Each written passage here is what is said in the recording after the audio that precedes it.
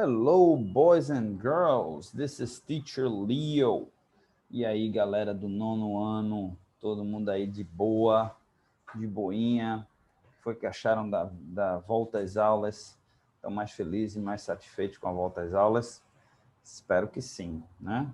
Tivemos aula de Conversation ontem, também aula online de Conversation e agora a nossa aula de Geography, ok? Que é Geografia. Sempre lembrando, pessoal, para aqueles que ainda não fizeram, vão ter dificuldade na hora da prova da gente. Caderno, vamos deixar o caderno da gente pronto, o caderno de Geography pronto, para a gente fazer as anotações que a gente vai passando aqui ao longo das nossas aulas, tá certo? Peço que vocês anotem caderninho, lápis, caneta, o que for preciso. Bom, vamos começar a trabalhar? A gente hoje, pessoal, vai ver, tá certo, os conteúdos da página 63 do livro de geografia, né? A gente vai tratar do ponto de vista da língua inglesa, páginas 63 até a página 66. Então, o papel dos países periféricos no cenário mundial atual, então a gente vai também ver um pouquinho, entender um pouquinho, né? Porque é que esses países são países periféricos, não são países, vamos dizer, países de primeiro mundo, né? Países que estão ali no considerado nível social, nível econômico, nível educacional, de uma maneira geral, avançada ainda, tá? O que é que está acontecendo? Por que é que não chegaram lá ainda? A gente vai aprender um pouquinho sobre a África, tá certo? A gente também vai estudar a América Latina. A gente vai ver por que é que os países da América Latina são considerados países, na maior parte das vezes, pobres, tá? E alguns países aí ainda cambaleando, né? É o caso da gente, do Brasil, países como a Argentina, países como a Venezuela. Obviamente, cada país tem a sua particularidade, né? Mais México, né? Mas a gente vai tentar entender isso daí mais ou menos. A gente também vai falar sobre a Ásia, tá certo? Por que é que os países da Ásia são pobres, a maioria dos países são pobres. E, obviamente, a gente vai falar de China, né? China despontando aí como realmente um país bem avançado, muita coisa, principalmente do ponto de vista social, ainda a China, né, deixa a desejar, mas a China desponta aí, né? Já dizem, era 2030 a previsão, 2027 agora a previsão que a China se torne o país mais rico do mundo, tá? Não quero usar a palavra maior potência do mundo, porque a palavra potência mundial ela tem várias coisas envolvidas, né? Mas a China já é uma potência mundial e vai ser o país mais rico. Quando eu digo mais rico do ponto de vista de PIB, né? Produto Interno Bruto, GDP, ou GDP em inglês, Gross Domestic Product. Mas, e para a população, né? Em relação à sua população? A gente vai ver isso daqui. E, finalmente, a gente vai encerrar falando um pouquinho de Oriente Médio, Middle East. Saber qual que é que o Oriente Médio, como é o Oriente Médio, que hoje, basicamente, sobrevive, né, do petróleo. O que é que vai acontecer? O que é que vai acontecer, né, em relação a essa busca de energias renováveis, de novas formas de energia, né? Vamos lá, vamos estudar sobre isso daqui. A gente tem muita coisa interessante para a gente ver hoje, então vamos lá. Primeiro de tudo vamos começar, né? Vamos começar de pouquinho em pouquinho. Países periféricos. Então vamos aqui, ó. Missed Opportunities. Aqui a gente vai entrar no website do Fundo Monetário Internacional. Ok? Fundo Monetário Internacional. É um órgão, tá certo? Que ele é uma espécie de banco mundial, ele é uma espécie de banco em que os países mais desenvolvidos do mundo injetam dinheiro nesse banco para salvar algum país que realmente entre numa crise pesada. Então, o fundo, inclusive o Brasil já tirou proveito, né, do Fundo Monetário Internacional na época do governo de Fernando Henrique.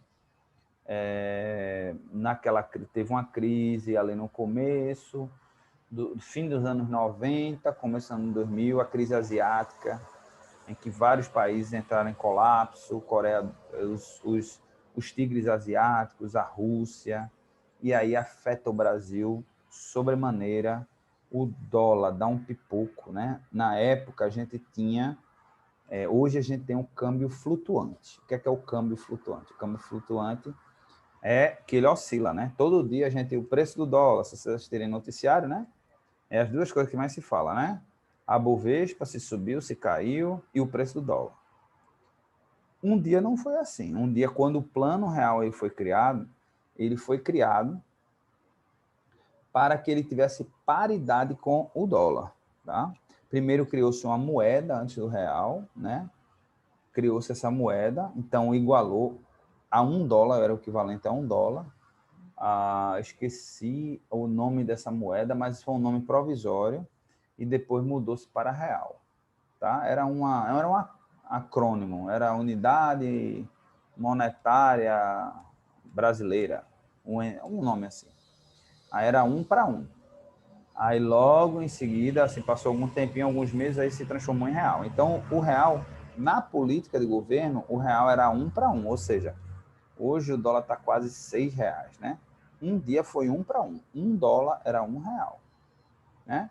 E a gente sustentou isso daí com 94, 95, não sei ao certo, acho que foi 95, a gente conseguiu segurar essa situação por até meados de 99. Quando veio essa crise, aí o Brasil liberou o câmbio, né?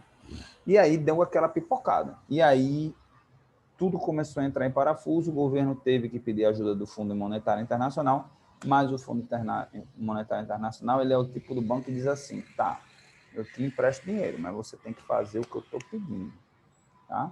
Então, o Brasil, por um bom tempo, ficou obrigado a ceder às políticas do Fundo Monetário Internacional. Então, ele determinava as políticas econômicas do Brasil e a gente tinha que obedecer, porque a gente pegou dinheiro emprestado. Até que Lula depois entrou, isso no governo Fernando Henrique, Lula entrou, pagou, e aí disse, não, agora é com a gente. Ok? Então, boys and girls, então, só para vocês saberem o que é o Fundo Monetário Internacional, mas a aula em si é sobre oportunidades perdidas, né, de países. E vamos lá, principalmente na América Latina. Então, Latin America, home to about 600 million people, is blessed with natural resources, fertile land, and vibrant culture. Yet the region remains much poorer than its neighborhood. Então, aqui dizendo que uma população de 600 milhões de habitantes, né, uma região altamente rica, com recursos naturais espetaculares, mas a população ainda muito pobre. Por que nenhum país da América Latina atingiu ainda um padrão, né, de crescimento, um padrão econômico, um padrão social adequado, digamos assim? Ninguém está querendo aqui que um país se transforme nos Estados Unidos, ou se transforme na Suíça, ou se transforme, né, numa Inglaterra, uma coisa assim. Mas padrões, pelo menos padrões aceitáveis, tá certo? Nenhum país ainda conseguiu isso daí, tá? Então, vamos lá. Vamos ver aqui, a pessoa escreveu um livro sobre isso, sobre a questão histórica, tem a questão histórica e tem também a questão atual. A gente não pode também estar culpando só a história dos problemas, né? A gente também tem que fazer uma autoanálise, tá? Então, então vamos lá. Lag behind some back regions. Existe uma questão histórica, óbvio, não estou negando isso, não estou dizendo que a questão histórica não conta, né? A América Latina, de uma maneira geral, ela sofreu uma colonização de exploração. No caso do Brasil, houve uma exploração grande dos recursos naturais, mas o Brasil é um país tão rico, né, que até hoje ainda tem muitos recursos naturais. Mas o Brasil ele não sofreu tanto com o genocídio, né? E outros países foi ainda pior, realmente houve assim genocídio mesmo, assim, os espanhóis, né? Alguns países eles iam para matar, né? Para liquidar os índios. tá certo? Então, foi uma situação bem mais grave, tá bom? Depois, se vocês quiserem saber o porquê, vocês me perguntam, mas basicamente, simples. O índio brasileiro, ele não era um índio, primeiro, não era um índio guerreiro, não era um índio acostumado a guerrear, na sua maioria, e a razão pela qual ele não era acostumado a guerrear, porque o Brasil tem recursos naturais, então dava para todo mundo, não havia necessidade, né? O Brasil tem um litoral gigantesco, recursos naturais, água, terra fértil, muita área de planície. Então, assim, não existia guerra por local. Eu quero esse local porque esse local é mais fértil do que aquele outro. Não. Cada um vivia a sua vida em paz. Nos países, pelo menos da América do Sul, já existe uma população índia mais desenvolvida. E ela era mais desenvolvida por quê? Porque ela precisava guerrear, ela precisava se aperfeiçoar, né? Toda vez que você é colocado fora da sua zona de conforto, você automaticamente, seu cérebro começa a funcionar, pensar o que é que eu faço. Então, ali, esses países da América do Sul, Cordilheira dos Andes, então, menos recursos, né? Morando em montanhas, então, umas áreas eram melhores do que as outras. Então, quando uma civilização ocupava uma área, eles automaticamente ficavam preocupados em defender essa área. Então, tudo isso foi fazendo com que aquela região, os índios, eles ficassem mais desenvolvidos. E aí que vem os astecas, né, ali no Peru, lá no México, os maias, tá? Então, eram nações mais desenvolvidas do ponto de vista guerreiro também, mais guerreiras, que estavam acostumadas a guerrear uns com os outros. Então, dificultaram a vida dos espanhóis. Mas os espanhóis disseram assim, vamos massacrar, não vamos aliviar para eles não. Ok? Então, aqui, ó, aqui esse camarada diz que a primeira dificuldade é a geográfica. The first is geography. 70% da América Latina fica nos trópicos, o que faz tudo ficar mais difícil. Agora eu estou curioso de saber por que isso fica mais difícil. The region is more exposed to diseases, malaria, yellow fever, dengue. Ok.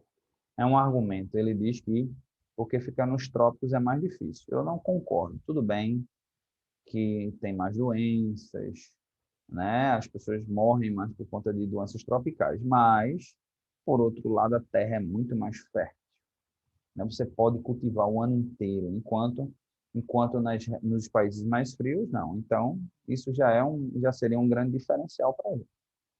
Vamos lá. Second, Latin America exposed to civil law to the opposed common law system. Have a more active role, more conducted to economic growth and development. Interessante. Interessante. Na América Latina, ele diz que o fato de se usar uma lei civil, depois de que os países se tornaram independentes, dificulta o crescimento ao invés do common law. O common law, para explicar o civil law do common law, é o seguinte: isso daí acontece principalmente nos países anglicanos, né? Estados Unidos, Inglaterra, por aí vai. O common law determina o seguinte, que os juízes eles têm a habilidade de determinar. Cada caso é um caso. E o juiz determina. Obviamente, ele se inspira em julgamentos anteriores. Então, é a lei comum. Comum, quando diz comum, o que é comum? Algo que vem do povo, algo que é normal a todos. Então, os juízes não têm uma constituição a se basear, né? Os Estados Unidos, por exemplo, só tem 12 leis na Constituição. A Inglaterra nem Constituição tem. Então, assim, é tudo baseado na tradição, é tudo baseado no que outros juízes determinaram, mas o juiz ele pode tomar uma decisão completamente independente. No nosso caso, não. No nosso caso, existe a Constituição. A gente tem, o Brasil tem uma Constituição que é dessa grossura aqui. Realmente, eu nunca parei para pensar e realmente, eu não sei, vou até pesquisar para saber de onde foi que ele tirou essa teoria. Tá? A terceira coisa, large-scale agriculture plantation in Latin America. More mixed farming, small units, more robust protection for large middle class. Os argumentos dele não tem base nenhuma. Aqui ele está dizendo que porque a gente tinha uma capacidade de plantação maior, por conta disso a gente é subdesenvolvido. Enquanto no norte, como eu estava dizendo, pelo frio, por tudo, você não tinha condição de plantar sempre, aí se investir em outras coisas, como pecuária, coisas desse tipo. Eu não sei onde é que isso influi no fato da gente não ser desenvolvido. Fourth, the radius is part of the story too. South are weaker as opposed to north. O cara está dizendo aqui que simplesmente regiões do sul, por natureza, são mais frágeis, instituições do sul são mais frágeis que a do norte. Onde é que ele está se baseando aqui? At no linguistic culture fragment and go back to colonial periods. Está dizendo aqui que a questão linguística e étnica influenciou, porque nós não somos unidos. Talvez ele quis dizer isso. Que nós somos fragmentados. Mas isso é uma região gigantesca. Como é que a gente ia ser unido dessa forma? Né? Então, também não faz sentido. Também não, porque na Europa também cada um tinha a sua língua. Pelo contrário, né? Na Europa, em um país, você tem várias línguas. Se você for na Itália, às vezes numa cidade, tá? Você tem um dialeto, porque uma cidade só um dialeto. Para cada cidade que você vai, um dialeto. Então, os argumentos desse camarada aqui realmente não fazem sentido nenhum, ok? Bom, então vou até sair daqui para não desinformar vocês ao invés de informar, tá? Porque realmente foi horrível. Vamos aqui sair, falamos um pouquinho de América Latina, né? Vamos agora falar um pouquinho de países da Ásia. Então, aqui achei nesse site aqui, ó. 8 important facts about the causes of poverty in Asia. Então, que razões? Por que razão a Ásia, a maioria dos países da Ásia são países pobres? E mesmo a China, se tornando a maior potência, já a segunda maior potência do mundo, vai ser a terceira em mais 6 anos, vai ser a primeira, desculpa, em mais 6 anos. Mas mesmo assim não quer dizer que a população viva uma condição de vida razoável, feito, por exemplo, americana ou dos países europeus, né? Nem de próximo o padrão de vida europeu comparado com o padrão de vida dos chineses, mesmo a China sendo a maior potência. Por quê? Vamos lá. Primeiro, a questão da população. Number one, population. Tá? Então, a China, os Estados Unidos têm um PIB de em torno de quase 21 trilhões de dólares. A China hoje tem 14 ponto alguma coisa, quase 15. Então, a diferença é de 6 trilhões. A China, em 6 anos, ou seja, a China vai ganhar dos Estados Unidos 1 trilhão de dólares a mais. Os Estados Unidos vai crescer, mas a China vai crescer 1 trilhão a mais para poder, em 2027, ultrapassar os Estados Unidos. Trilhão de dólares. Só para ter uma ideia do que é 1 trilhão de dólares, gente, o PIB do Brasil, se eu não me engano, é 1,8 trilhões. O PIB do Brasil. Então, a China, todo ano, vai crescer mais da metade de um Brasil. Mais da metade de um Brasil. Quer dizer, a China vai crescer um Brasil, provavelmente, ou mais, para poder conseguir ultrapassar. Mas, em comparação com os Estados Unidos, vai crescer mais da metade do Brasil. Ou seja, a China, todo ano, acrescenta de riqueza, tudo que a gente tem riqueza no Brasil, a China acrescenta lá todo ano. Só para você ter uma ideia da pujança chinesa. Mas a população, aí vamos comparar, a população americana é de 330 milhões, a chinesa é de 1,4 trilhões. 1,4 trilhões. Quer dizer, 4 vezes a população americana. Em 6 anos, vai atingir a riqueza dos americanos, mas com a riqueza dos americanos, né? Encontrou mais 2, 3, 4 vezes a população. Então, você já começa a entender o porquê. Food security, ok? Food security. Então, a questão da segurança alimentar, que é importante, que hoje a China trabalha muito isso daí, tá certo? Mas, sim, a gente está falando aqui, óbvio, não está nem falando da China, né? A população asiática, de um modo geral, é muito grande. Se eu não me engano, só a população só da Ásia representa 60% da população mundial. Então, a China é um caso à parte, mas a maioria dos países é pobre. A China e o Japão, desculpa, a China, o Japão, aí você tem Coreia do Sul, você tem países como Singapura, tá? Aqui e ali estão conseguindo crescer, são países pujantes, mas a maioria é bem pobre. Questão da segurança alimentar, né? Muitos países já passaram por momentos grandes de fome. A própria China, quando se tornou comunista, né?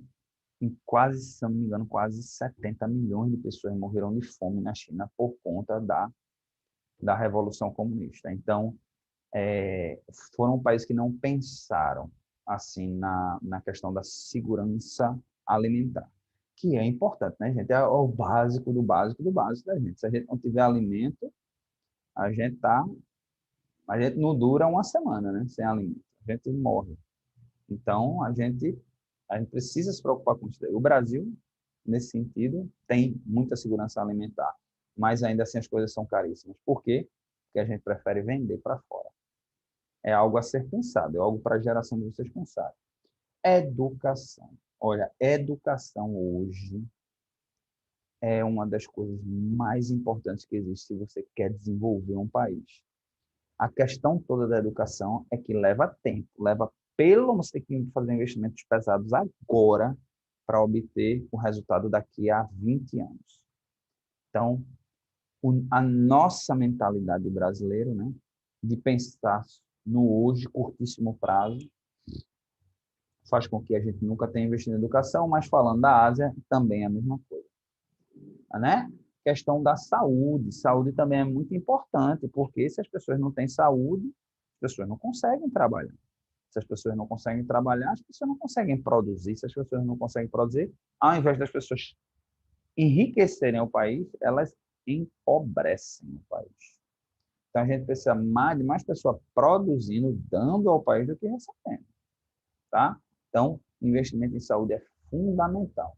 Investimento em saúde dá um resultado muito mais rápido. Se as pessoas demoram mais, mas é importante, tá? A administração, má administração, né? Muita corrupção, tá? Nos países asiáticos, tá certo? Então, 60% dos países tiveram um score abaixo de 50, indicando que corrupção é um problema sério nos países asiáticos. E corrupção é um câncer, é o câncer da sociedade. Por quê?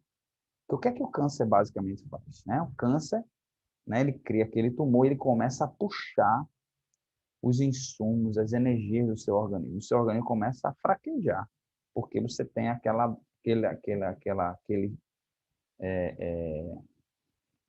coisa dentro de você tomando suas energias todas, né?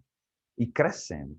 A corrupção é isso. A corrupção é um grupo pequeno de pessoas roubando os recursos do país e deixando a maioria com fome, sem os recursos, sem os serviços, sem as coisas que precisam ser providas.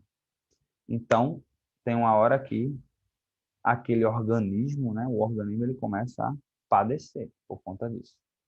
Desastres naturais também, infelizmente a Ásia, ela tem problema de desastres naturais, tem tufões, né? Tem tempestades gigantescas, tem enchentes, realmente tem muito problemas de desastres naturais. E isso se você não faz um trabalho de investimento em infraestrutura, de prevenção contra os desastres naturais, realmente as pessoas sofrem. Estados Unidos, por exemplo, tem muitos desastres naturais também, mas é um país organizado, então tem recursos, consegue se antecipar a muitos dos problemas. Então, ajuda as pessoas a ultrapassarem aquela dificuldade. Recessão global, também, por conta da recessão global, é aquela história, né, gente? Uma recessão é incrível, mas numa recessão, quando as coisas estão indo tudo bem, os ricos ficam mais ricos, né? E os pobres melhoram um pouco. Mas quando há recessão, os ricos continuam ficando mais ricos e os pobres, que já eram mal, entram na miséria total e absoluta. Então, crescimento econômico é fundamental, principalmente para quem é pobre. Nem todo crescimento econômico vai fazer toda a diferença, mas um crescimento econômico voltado para a população é mais importante. E discriminação social. Também na Ásia existe uma discriminação muito grande. Existe até hoje, existem, por exemplo, em países como Índia, como Afeganistão, como Paquistão, existe, por exemplo, as castas, né?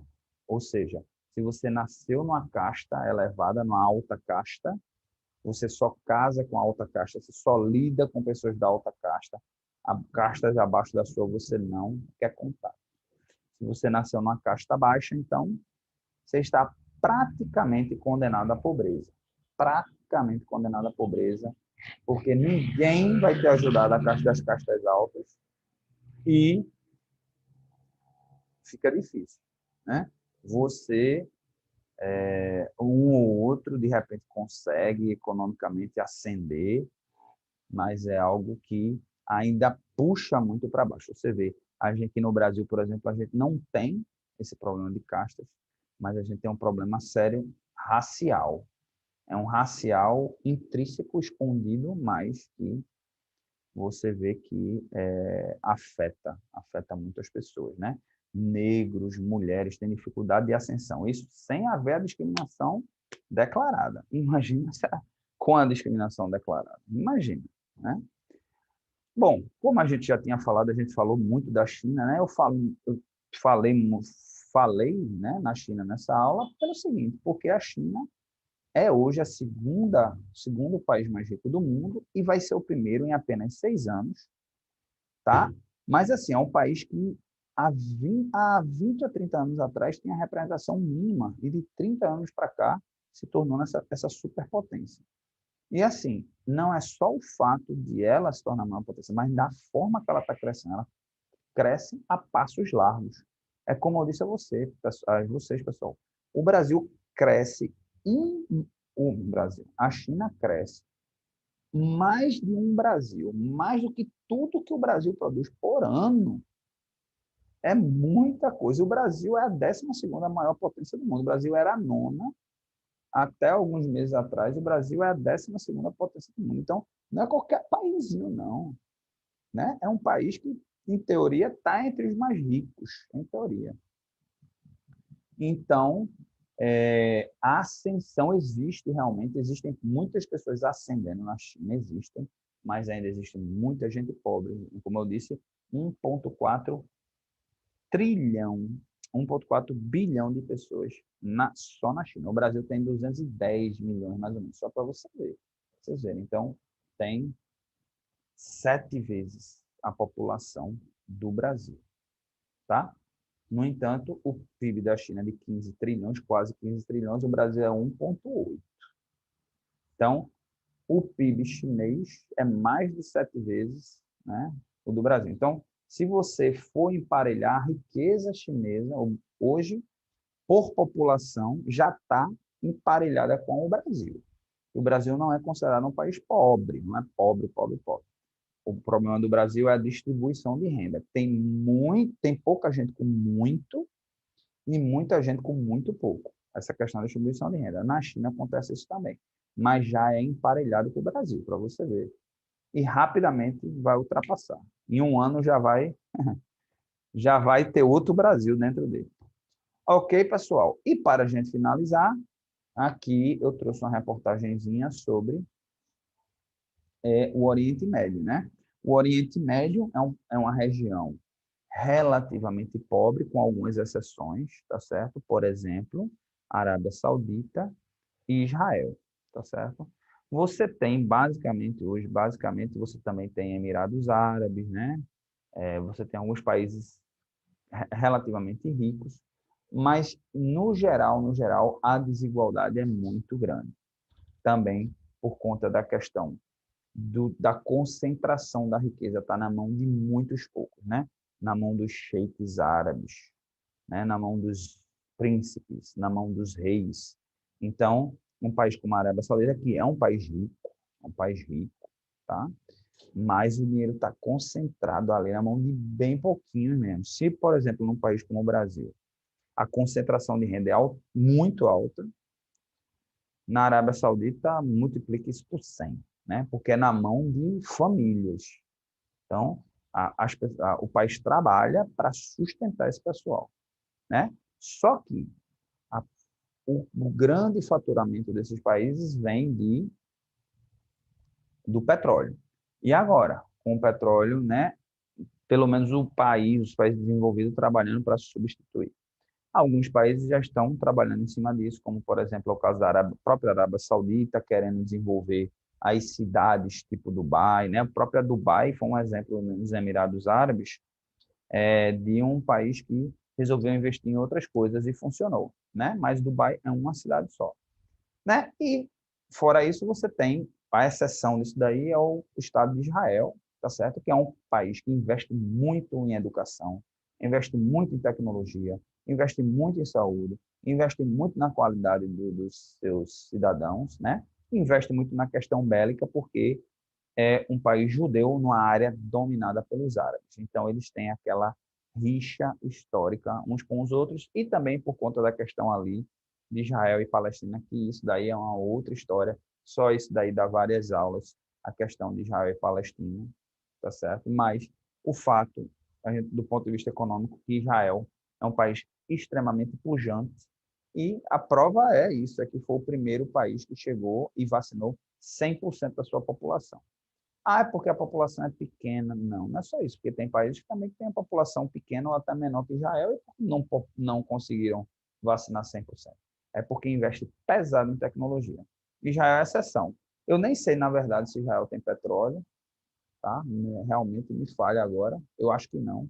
Mas investem pesado em tecnologia. Então, tem empresas pujantes, tem profissionais, tem uma área de TI gigantesca, tá certo? Um parque de TI gigantesco em Israel, investimento em agricultura, por exemplo, as terras israelenses são até mais produtivas que as terras brasileiras no meio do deserto. Então, medicação, remédio, biotecnologia, então, por aí vai.